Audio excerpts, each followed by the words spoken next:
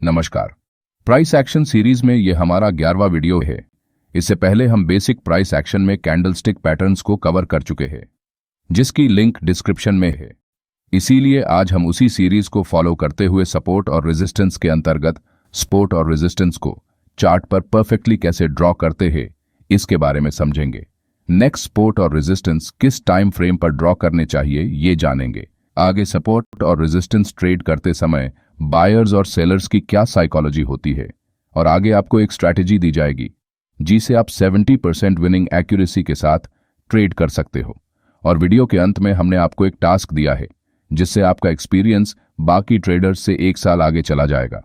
तो चलिए वीडियो को शुरू करते हैं। किसी भी चार्ट पर 2 तरह के लेवल्स होते हैं।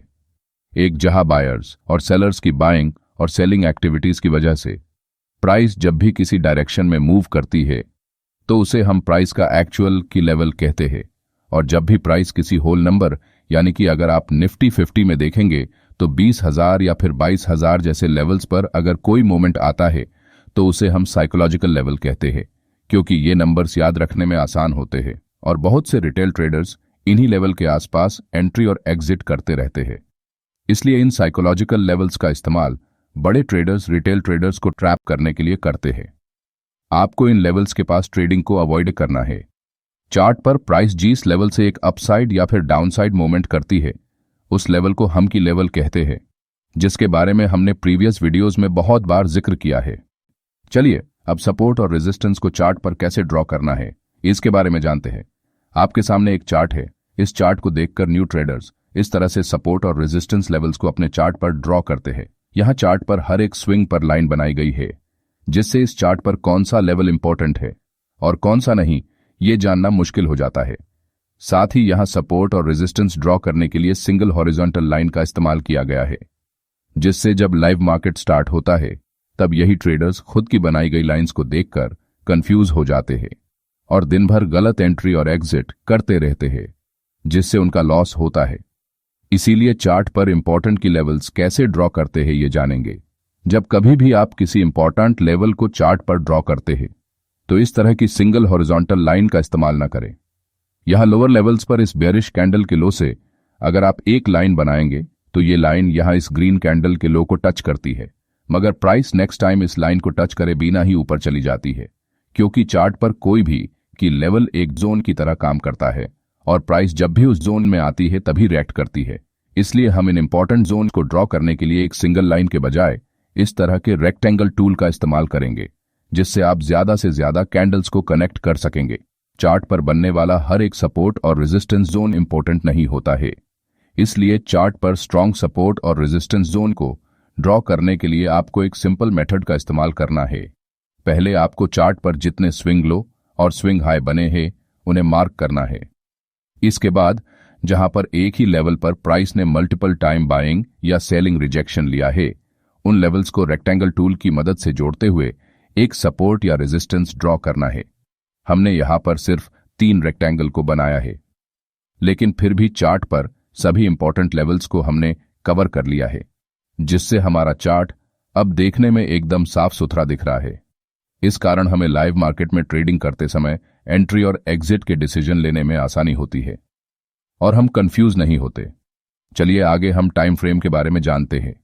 बहुत से न्यू ट्रेडर्स का कॉमन क्वेश्चन होता है, कौन से टाइम फ्रेम में सपोर्ट और रेजिस्टेंस लेवल को ड्रॉ करना चाहिए।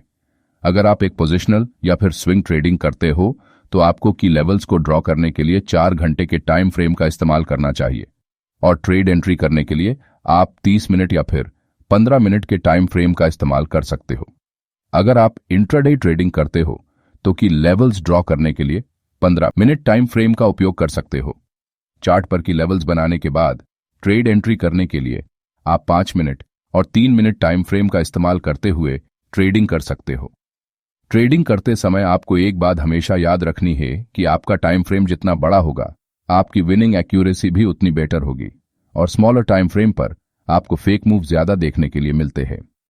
आगे सपोर्ट और रेजिस्टेंस के 4 सीक्रेट रूल्स को समझते हैं। पहला रूल, मल्टीपल रिजेक्शन। इस एग्जाम्पल में चार्ट को ध्यान से देखिए। यह प्राइस जब भी इस लेवल पर आती है तो यहां से रिजेक्शन फेस करते हुए वापस रिवर्स होकर हायर लेवल पर चली जाती है। यहां पर हमें 3 बार बाइंग रिजेक्शन देखने मिल रहा है, तो हम यहाँ पर सपोर्ट लेवल ड्रॉ कर सकते हैं, और प्राइस जब इस लेवल पर आती है तो यहीं से सेलिंग रिजेक्शन फेस करते हुए नीचे चली आती है, तो हम यहाँ पर रेजिस्टेंस लेवल ड्रॉ कर सकते हैं। मतलब प्राइस जहां पर मल्टीपल टाइम रिजेक्शन फेस करती है वो लेवल्स आपको चार्ट पर कंपलसरी मार्क करने हैं, ताकि जब मार्केट इन लेवल्स पर कोई ट्रेडिंग अपॉर्चुनिटी क्रिएट करेगा तो हम उन ट्रेड्स के लिए रेडी रहे। लेकिन आपका एक सवाल यहां पर हो सकता है, मार्केट में अगर इस तरह की सिचुएशन बनती है जहां पर मल्टीपल रिजेक्शन ना हो तो हम क्या कर सकते हैं?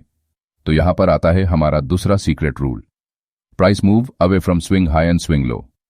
इस एग्जाम्पल में आप देख सकते हो प्राइस ने मल्टीपल टाइम रिजेक्शन नहीं दिया है और स्विंग हाई करंट लो से बहुत दूर है, क्योंकि यहां पर price movement normal market behaviour जैसी नहीं बनी है।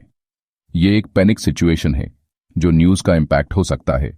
तो आप यहां पर जहां से मोमेंटम की शुरुआत हुई है वहां पर रेजिस्टेंस लेवल मार्क कर सकते हो। यहां पर एक और एग्जाम्पल है, मार्केट एक सेलिंग ट्रेंड के बाद कुछ देर तक इस जोन पर होल्ड करता है और नेक्स्ट दो पैनिक कैंडल्स में ट्रेंड रिवर्स होकर प्राइस हायर लेवल पर चली जाती है। इस सिचुएशन में आपको इस स्विंग लो को, जो एक बाइंग रिजेक्शन जोन है, इसे सपोर्ट मार्क करना है। तीसरा सीक्रेट रूल है, level can be both support and resistance. Market में हम इस लेवल पर एक सपोर्ट मार्क करेंगे क्योंकि यहां पर मार्केट ने multiple time buying rejection face किया है। प्राइस जब भी इस जोन में आती है तो बायर्स एग्रेसिवली बाइंग करके प्राइस को वापस हायर लेवल पर पुश करते हैं। मतलब ये एक स्ट्रांग सपोर्ट है, और मार्केट में ये सपोर्ट ब्रेक होने के बाद बायर्स जब वापस प्राइस को हायर लेवल पर लाने की कोशिश करते हैं, जिसे मार्केट में रीटेस्ट कहा जाता है, तब यही सपोर्ट चार्ट पर रेजिस्टेंस बन जाता है। और ब्रेकडाउन के बाद प्राइस जब भी इस जोन में आती है तब सेलिंग रिजेक्शन फेस करते हुए वापस लोअर लेवल पर चली आती है। लेकिन यह सपोर्ट रेजिस्टेंस क्यों बनता है? जब प्राइस सपोर्ट को ब्रेक करती है तब सपोर्ट लेवल पर जो बायर्स के स्टॉप लॉस थे वो ट्रिगर होते हैं, और सपोर्ट ब्रेक होता देखकर सेलर्स एग्रेसिवली सेलिंग करते हुए एक स्ट्रांग बेरिश कैंडल की क्लोजिंग करते हैं। अभी जो नए सेलिंग पोजीशंस बने हैं उन्हें एक लेवल चाहिए जहां पर वो अपना स्टॉप लॉस प्लेस कर सके, तो वो सेलर्स इस ब्रेकडाउन कैंडल के हाई पर अपना स्टॉप लॉस प्लेस करते हैं। ब्रेकडाउन के बाद जिन सेलर्स ने हायर लेवल पर एंट्री ली थी वो अपने प्रॉफिट बुक करते हैं, और बायर्स यहां पर बाइंग करने की कोशिश करते हैं, जिससे प्राइस थोड़ा पुल बैक लेते हुए ऊपर आती है। उस समय जिन सेलर्स को इस ब्रेकडाउन कैंडल में एंट्री नहीं मिली थी वो यहां पर डिस्काउंट प्राइस पर अपनी सेलिंग पोजीशन बनाना शुरू करते हैं, और जिन बायर्स ने लोअर लेवल पर बाइंग की है वो यहां पर सेलर्स का डोमिनेशन देखते हुए अपनी पोजीशन से एग्जिट करना शुरू करते हैं। इस तरीके से चार्ट पर सपोर्ट ब्रेक होने के बाद रेजिस्टेंस का काम करता है। Secret rule number 4, near current price. आप चार्ट पर जब सपोर्ट और रेजिस्टेंस जोन मार्क करते हो, अगर वो लेवल करंट मार्केट प्राइस से बहुत ज्यादा दूर है तो उन लेवल्स की आपके लिए कोई इंपॉर्टेंस नहीं होती, तो उन लेवल्स को मार्क करने का भी कोई फायदा नहीं है। आपको उन्हीं लेवल्स को मार्क करना है जिनका इस्तेमाल आप आज कर सकते हो, क्योंकि आपको एक बात याद रखनी है, ज्यादा लाइंस आपको कंफ्यूज कर सकती है। तो इस केस में हम जो सपोर्ट और रेजिस्टेंस आज ट्रेड हो सकते हैं सिर्फ उन्हें मार्क करेंगे। यही लेवल्स है जिन पर आपको आज फोकस करना है। चलिए आगे सपोर्ट और रेजिस्टेंस की सिंपल और हाई विन रेट स्ट्रैटेजी को समझते हैं। इस स्ट्रैटेजी को समझाते समय हमने बायर्स और सेलर्स की साइकोलॉजी को भी एक्सप्लेन किया है। अगर आप वीडियो को यहां तक देख रहे हो इसका मतलब है आप ट्रेडिंग को लेकर सीरियस हो। इसीलिए स्ट्रैटेजी के बारे में बात करने से पहले कुछ पॉइंट्स हम आपको बता रहे हैं जो काफी सालों के एक्सपीरियंस और लॉसेस से हमने सीखी है। पहले आपको अपनी ट्रेडिंग स्ट्रैटेजी को जितना सिंपल हो सके उतना सिंपल रखना है। दूसरा, ट्रेडिंग में 2 से ज्यादा स्ट्रैटेजीज से काम नहीं करना चाहिए। अगर एक ही स्ट्रैटेजी से ट्रेडिंग करते हो तो आपके प्रॉफिटेबल होने के चांस बहुत ज्यादा है। तीसरा, मार्केट का पूरा नॉलेज लेकर भी आप सक्सेसफुल नहीं बन पाएंगे अगर आप अपने बनाए गए रूल्स को फॉलो नहीं करेंगे, क्योंकि मार्केट में 100% एक्यूरेसी जैसी कोई चीज नहीं होती।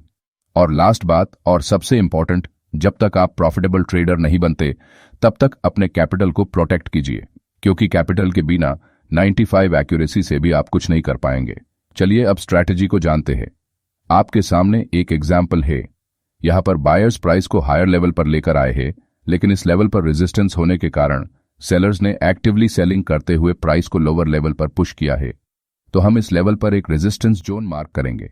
लोअर लेवल पर बायर्स अगेन बाइंग करना शुरू करते हैं और प्राइस को हायर लेवल पर लाते हैं। जब प्राइस अगेन रेजिस्टेंस पर आती है तो हमें पहले देखना है कि प्राइस रेजिस्टेंस को ब्रेक कर रही है या नहीं, और क्या प्राइस ने हायर लेवल पर आते समय ट्रेंड लाइन का फॉर्मेशन किया है या नहीं, क्योंकि ये हमारे स्ट्रैटेजी का पार्ट है। अगर यहां पर मार्केट ट्रेंड लाइन को सपोर्ट बनाते हुए ऊपर आई है तो हम यहां पर एक ट्रेंड लाइन ड्रॉ करेंगे।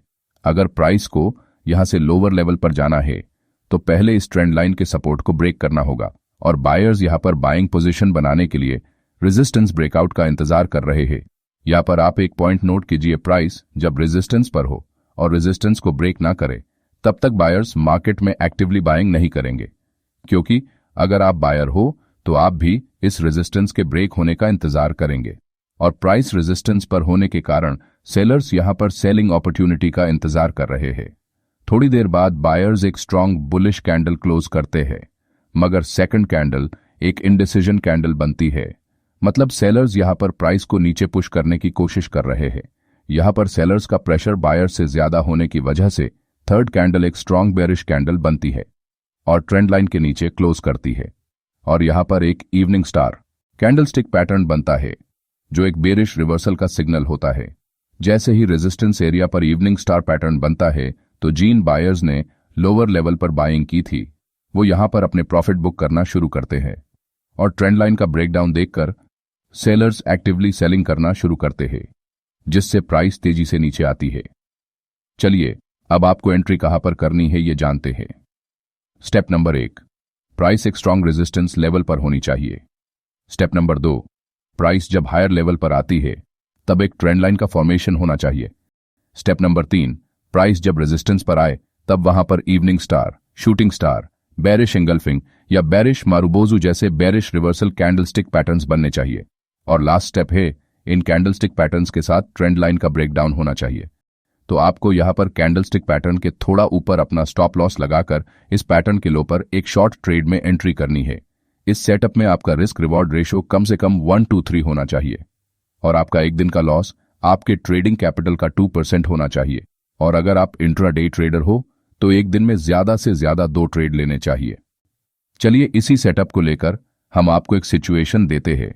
आगे दिए गए पॉइंट्स के थ्रू आपको अपने नोटबुक पर चार्ट बनाना है, जिससे आपको बायर्स और सेलर्स की साइकोलॉजी समझने में मदद होगी। फर्स्ट आपको एक चार्ट बनाना है जहां पर मेजर बाइंग ट्रेंड के बाद प्राइस 3 से ज्यादा बार सपोर्ट एरिया से बाइंग प्रेशर फेस करते हुए हायर लेवल आती हो और सपोर्ट टेस्ट करने के बाद हायर लेवल पर जाते समय प्रीवियस स्विंग हाई मतलब लोअर हाई को ब्रेक करे बिना ही प्राइस वापस सपोर्ट पर आनी चाहिए। और जब आप लोअर हाई को एक लाइन के साथ जोड़ेंगे तब एक सेलिंग ट्रेंड लाइन का फॉर्मेशन होना चाहिए। आगे एक स्ट्रांग बुलिश कैंडलस्टिक पैटर्न के साथ उस ट्रेंड लाइन का ब्रेकआउट होना चाहिए। और जो एंट्री मेथड हमने प्रीवियस एग्जाम्पल में सीखा है वैसे ही एंट्री करके और स्टॉप लॉस लगाकर आपका टारगेट 1:3 रिस्क रिवॉर्ड रेशो से हिट होना चाहिए। अपने बनाए हुए चार्ट पर आपको हर एक स्विंग पर और बाइंग सेलिंग मोमेंटम पर पहले एक बायर बनकर और थोड़ी देर बाद उसी चार्ट पर एक सेलर बनकर खुद से सवाल करने हैं, जैसे क्या मैं यहां पर एंट्री कर सकता था और एंट्री के बाद टारगेट हो रहा हो या लॉस हो रहा हो, इसके पीछे क्या कारण हो सकता है। कुछ इस तरह के सवाल आपको खुद से पूछने हैं। ये प्रैक्टिस आपको 1000 चार्ट्स रीड करने से भी ज्यादा फायदा देगी। और फिर भी आपको कोई सवाल हो तो आप हमें कमेंट कीजिए, हम नेक्स्ट वीडियोस में उन क्वेश्चंस को क्लियर करेंगे। अगर आज की वीडियो आपको वैल्यूएबल लगी हो तो वीडियो को लाइक कीजिए और ऐसे ही मार्केट से जुड़ी जानकारी के लिए ट्रेड बी चैनल को सब्सक्राइब कीजिए। धन्यवाद।